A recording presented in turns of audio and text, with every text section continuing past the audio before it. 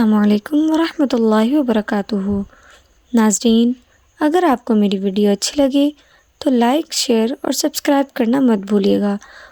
Subscribe کرنے کے ساتھ ساتھ بیل آئیکن کو بھی پریس کر دیں تاکہ میرے ہر آنے والے واقعات آپ کو بآسانی پہنچ سکیں۔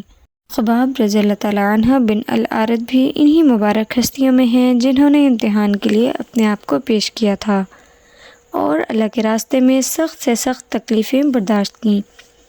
شروع ہی میں 5-6 آدمیوں کے بعد مسلمان ہو گئے تھے، اس لیے بہت زمانہ تک تکلیفیں اٹھائیں۔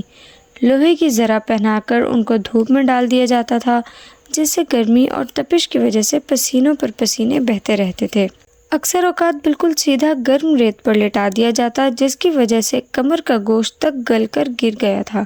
یہ ایک عورت کے غلام تھے، اس کو خبر پہنچی کہ یہ حضور اقدس صلی اللہ علیہ وآلہ وسلم سے ملتے ہیں، تو اس کی سزا میں لوہے کو گرم کر کے ان کے سر کو اس سے داغ دیتی تھی۔ حضرت عمر رضی اللہ تعالیٰ عنہ نے ایک مرتبہ عرصہ کے بعد اپنے زمانہ خلافت میں حضرت خباب سے ان کی تکالیف کی تفصیل پوچھی، جو ان کو پہنچائی گئیں۔ انہوں نے عرض کیا کہ میری کمر دیکھیں۔ حضرت عمر نے کمر دیکھ کر فرمایا کہ ایسی کمر تو کسی کی دیکھی ہی نہیں۔ انہوں نے عرض کیا کہ مجھے آگ کے انگاروں پر ڈال کر گھسیٹا گیا، میری کمر کی چربی اور خون سے وہ آگ بجھی۔ ان حالات کے باوجود جب اسلام کو ترقی ہوئی اور فتوحات کا دروازہ کھلا تو اس پر رویا کرتے کہ خدا نخواستہ ہماری تکلیف کا بدلہ کہیں دنیا ہی میں تو نہیں مل گیا۔ حضرت خباب کہتے ہیں کہ ایک مرتبہ حضور اقدس صلی اللہ علیہ وآلہ وسلم نے خلاف عادت بہت لمبی نماز پڑھی۔ صحابہ رضی اللہ تعالیٰ عنہ نے اس کے متعلق عرض کیا تو حضور صلی اللہ علیہ وآلہ وسلم نے ارشاد فرمایا کہ یہ رغبت اور ڈر کی نماز تھی۔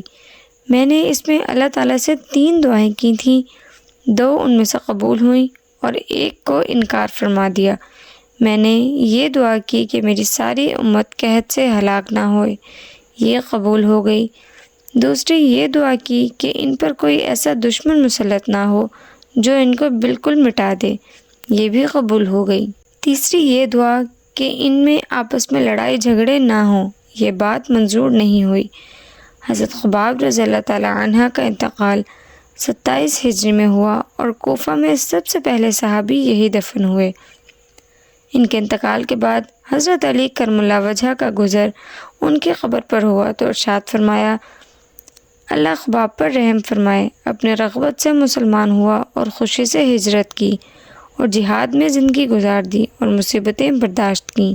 مبارک ہے وہ شخص جو قیامت کو یاد رکھے اور حساب کتاب کی تیاری کرے اور گزارہ کے قابل مال پر قناعت کرے اور اپنے مولا کو راضی کر لے۔ حقیقت میں مولا کو راضی کر لینا انہی لوگوں کا حصہ تھا کہ ان کی زندگی کا ہر کام مولا ہی کی رضا کے واسطے ہوا کرتا تھا۔ وآخر دعوانا ان الحمد للہ رب العالمین۔